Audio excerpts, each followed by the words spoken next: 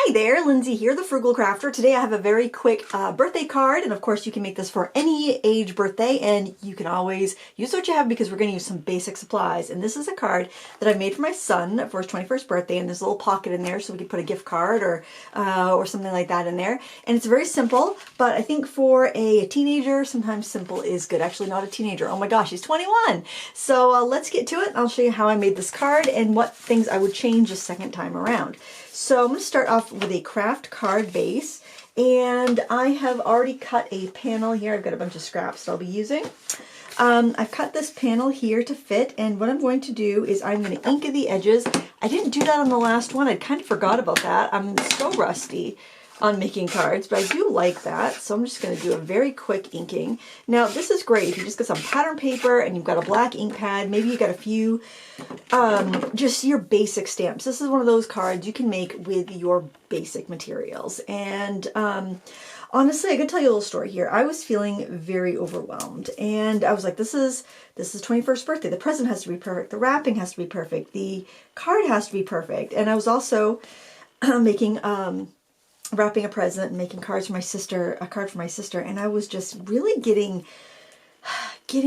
in my head about it. And granted, I have a whole closet full of cards I've already made, but I don't know, I was just feeling like they're dated, none of them are good enough. I didn't remember, like, because a lot of times I'll make extra cards when I make a card so that I always have one on hand, and I couldn't remember what the theme of the card I sent her, like my sister last year, was. I don't necessarily know if my son would remember if I sent him a similar card. Like the year after year, that folding is that's a little crooked, but I'm not going to worry about it. And anyways, I was just really like getting overwhelmed, and I'm like, well, let me find the perfect stamp. Let me find the perfect this. Let me find the perfect that. And honestly, it was really just kind of taking the fun out, and it was really bumming me out. Now, I cut a circle here. I'm just also going to ink this edge. I didn't do that before. And then I was thinking, Lindsay, just use, this is something I do a lot when I'm trying to get a project done. And I used to do this a lot when I would work for different stamp companies to create videos for them, and it would be just pick the first thing that works. And you know, because I'd be on an under deadline, that there was no perfect, right? You pick you were given certain things you had to use, but you'd really just go for the first thing that would work. And most of the time it was perfect. It was great to do that because yeah, you could find something that you liked a little bit more maybe, but it was never like more perfect. You know what I mean? It's like nobody that you're giving a card to is going to see what the other 10 choices would have been, or the other, if you've been card making long enough, paper crafting long enough, the other 100 choices you probably have at your disposal. And, you know, they're never going to know that it could have been like 0.3% better. So why do we put ourselves through all that? You know, it's so silly, you know? My kid is going to care that I made him a card. My kid probably, you know, would be happy if I store bought him a card. Just the fact that that remembered his birthday and we gave him a card, you know, that's what people care about.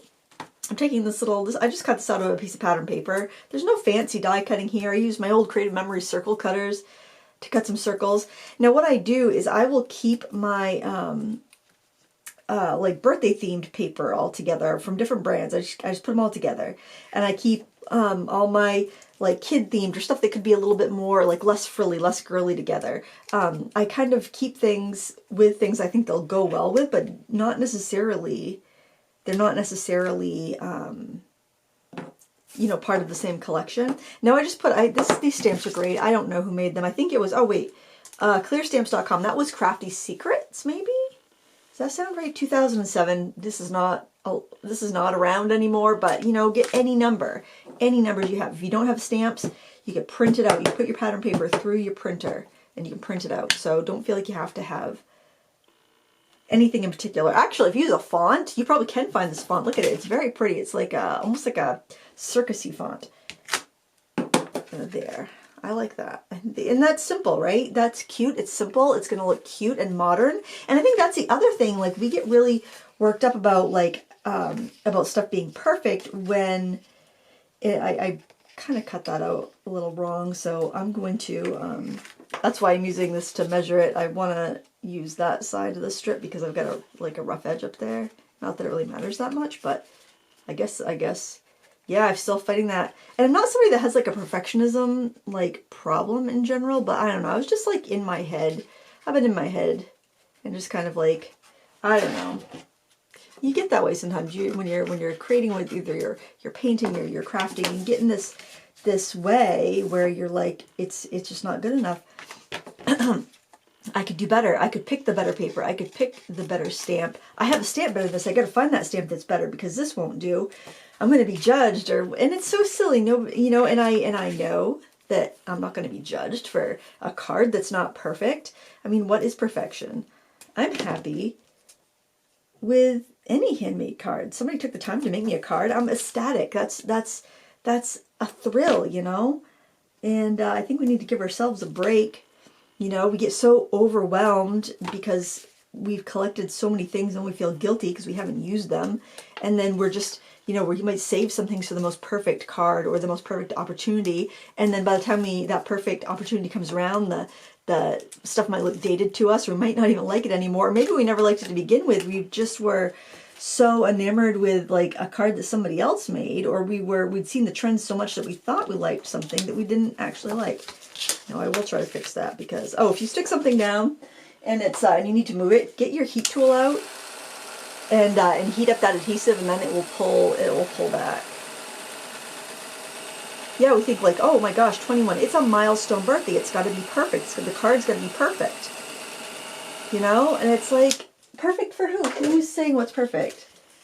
You know, probably a 21-year-old boy would rather have something that's a little bit more minimalist than something that's all frou-frou that I would consider perfect, would have all these, you know, gigas and, you know, tchotchkes and stuff like that on it. But to a 21-year-old person, they're probably like, no, minimalist is nicer. So that's the card. Now I'm going to show you how to make that little rosette. Very easy. So what I did was I cut 2 3-inch by 12-inch strips of pattern paper. Basically, I took the 12 by 12 piece of paper and I cut it into strips. Actually, before I cut it, to save time, I scored it every 1/2 inch. Okay, and then I cut it into 3-inch strips. So you can get 2 rosettes, 2 big rosettes from 1 piece of paper. Really handy if you have twins, which I do. So I was thinking, should I make 2 of these cards with the 21 on it, or should I just make one and leave the other one blank? But then I'm like, my son's 21. His friend's gonna be turning 21. I got twins that are 19. Yeah, I'll be needing some 21 birthday cards. I'll be needing a lot of them because between, you know, them and their friends and stuff, yeah, definitely gonna need some. And so then you just accordion fold up your 3 by 12-inch strips. And I would recommend scoring them if you have a scoring tool. If you don't, I mean, it's still gonna look great, so don't worry about it. So then what you're gonna do is you're gonna glue them end to end, okay? And I just got hot glue. Hot glue is great for this because it sets really quick. And obviously I would recommend watching this through before you start it yourself. That way you'll know what you need to prepare. It's a quick video anyway, so. And then we're going to do the same thing on the other side. I know we're going to make like a cylinder, a fancy cylinder, right? A fancy fluted cylinder. This is a glue gun by Xyron, and you could put like a few sticks in at a time, and then you just got to shake it when one uses up, and it will feed the next one in to the hole. And it takes many glue sticks. The stand is a little freaky though. It's kind of a pain. I don't know, most glue guns are a little bit of a pain, but that was the one I had to hand. So then what you do, you've got this fancy cylinder. You just kind of gather everything up. Oh my gosh, this was so easy when I did it the first time. You gather it up into like kind of like a little pyramid, and then you're just gonna flatten it out like that. Okay, then, before we do that, let's just put something on that to keep it flat. I forgot to stamp the 21 on our little stars here. So I'm using Ranger Archival ink. I'm telling you, if you're just getting started off in card making, Ranger Archival is a great ink because it's waterproof. Because you can get started off in card making with a waterproof ink pad and then just get some watercolor pencils or some, you know, Crayola markers even, and then you can color your images with that. And you don't have to get a bunch of fancy, expensive ink pads. That's going to work with watercolor. It's going to work with water-based ink. You can, water-based markers. It's just really, really versatile. All right, so then what we're going to do is we are going to put some glue on the back of this. Be careful, that ink will take a little bit to dry, so just be careful. Oh, come on, you. in trouble. That one doesn't want to go in. Okay. I'm just trying not to smear the ink. That's cute too. I could use that somewhere. That was my test piece to make sure that it was going to stamp on this mat because I haven't stamped in ages, so I didn't know if it was going to get all messy or not. All right, so I want to make sure that 21 is kind of faced out like that. Then I'm going to take a larger circle and I'm going to cover up the back. Now, if you had double-sided pattern paper that was cute, you could just do another small circle, but I kind of want to cover up some of that white. So I just took another, like this scrap here. Oh, you know what? Let me just put that on the top half of this because I'm going to want to sneak in some tails. So let's just put that like that. I should have put the tails on the back of this, but that's fine. Now I have a strip of polka dot paper around here somewhere. Ah, right here. And I am just going to cut this in half. Actually, yeah, let's try to be as close to the center as we can. Let's just do this. Okay, and then while we're at it, we could just go ahead and notch our corners. And then we're going to just put them in like that. Okay, so they show around the front, like so. Okay, just make sure on my 21. You know what? I'll do it this way so then I can really see what I'm doing.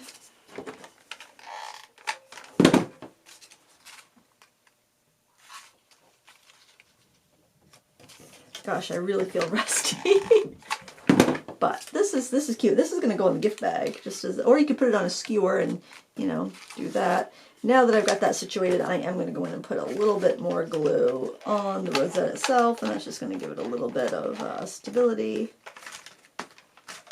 And this will glue or tape or clip to the gift bag. So there you have it, a very quick little gift set. You can do it for any age, birthday, just change up the numbers and use the pattern papers you have and you love. Don't pick what I'm using just because I like it. Get what you like and use up what you have because you probably have everything you need in your stash to do this. You could cut numbers out of a newspaper or out of a magazine if you needed to, guys. You don't need to spend a lot of money or have a lot of resources to make cards. You can use what you have and have a great time. So thank you so much for watching. Please give me a thumbs up if you enjoyed it. And until next time, happy crafting. Bye.